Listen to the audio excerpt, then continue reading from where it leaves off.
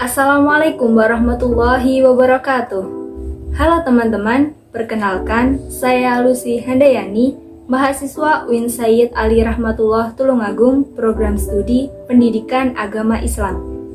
Pada kesempatan kali ini, kita akan belajar mengenai ilmu tajwid, bagian hukum nun sukun dan tanwin. Pastikan sebelum belajar, kita sudah berdoa terlebih dahulu ya. Yuk simak pembahasannya.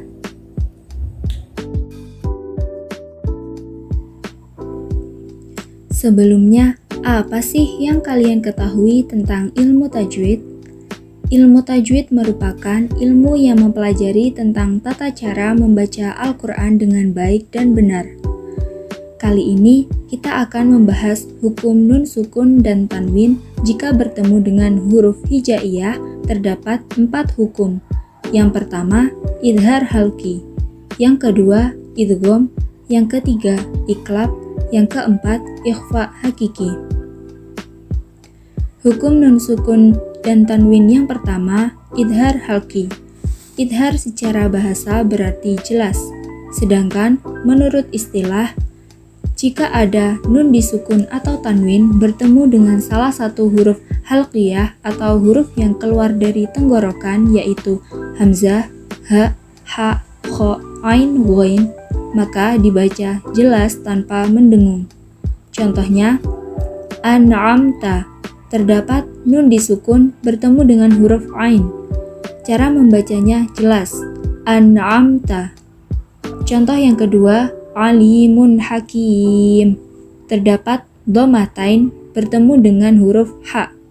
Cara membacanya jelas, alimun hakim. Hukum nun sukun dan tanwin yang kedua adalah idgham. Secara bahasa, idgham berarti memasukkan. Idgham dibagi menjadi 2, idgham bi gunnah dan bila gunnah. Idgham bi gunnah, jika ada nun disukun atau tanwin bertemu dengan salah satu huruf ya, nun, mim, waw, maka dibaca masuk mendengung panjang 2-3 harokat. Contohnya, ayyad riba, terdapat nun disukun bertemu dengan huruf ya. Cara membacanya, memasukkan huruf nun disukun pada huruf ya dengan mendengung panjang. Ayyad riba.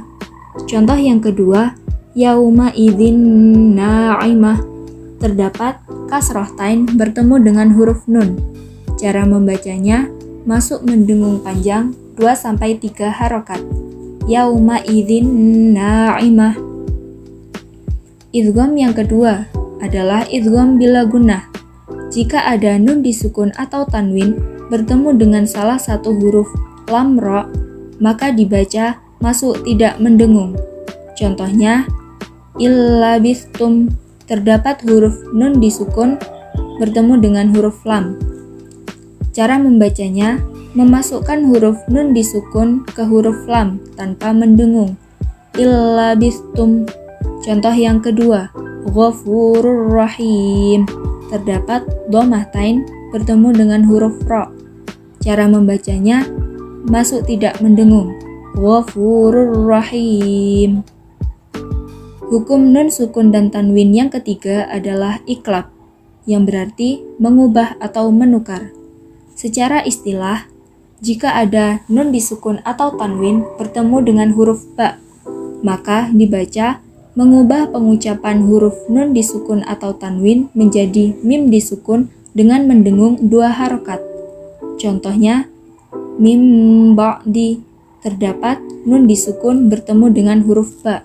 Cara membacanya, melafalkan nun disukun menjadi mim disukun. Mim ba'di. Contoh yang kedua, sami'um basir, terdapat dhammatain bertemu dengan huruf ba.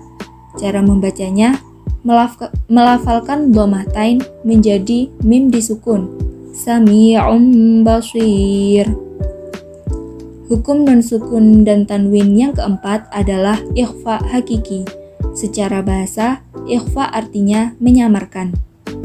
Sedangkan menurut istilah, jika ada nun disukun atau tanwin bertemu dengan salah satu dari 15 huruf ta, sa, jim, dal, zal, za, sin, shin, sod, do, to, do, fa, qof, kaf, maka dibaca menyamarkan nun disukun atau tanwin dengan sifat antara idhar dan idgham disertai dengung 2-3 harokat.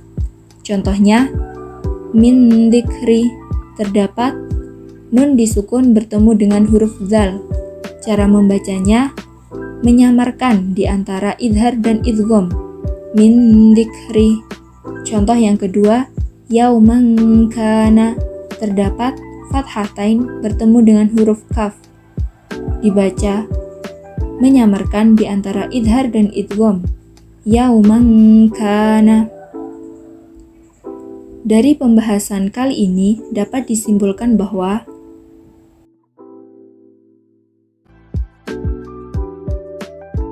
itu tadi pembahasan mengenai hukum nun sukun dan tanwin. Semoga apa yang kita pelajari kali ini bermanfaat dan diberkahi oleh Allah Subhanahu wa Ta'ala. Mohon maaf apabila terdapat kesalahan maupun kekurangan. Wassalamualaikum warahmatullahi wabarakatuh.